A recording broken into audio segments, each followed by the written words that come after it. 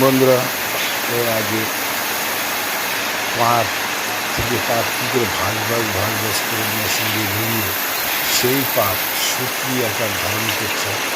এর আগে আপনাদের দুটো ভিডিও দেখিয়েছিলাম।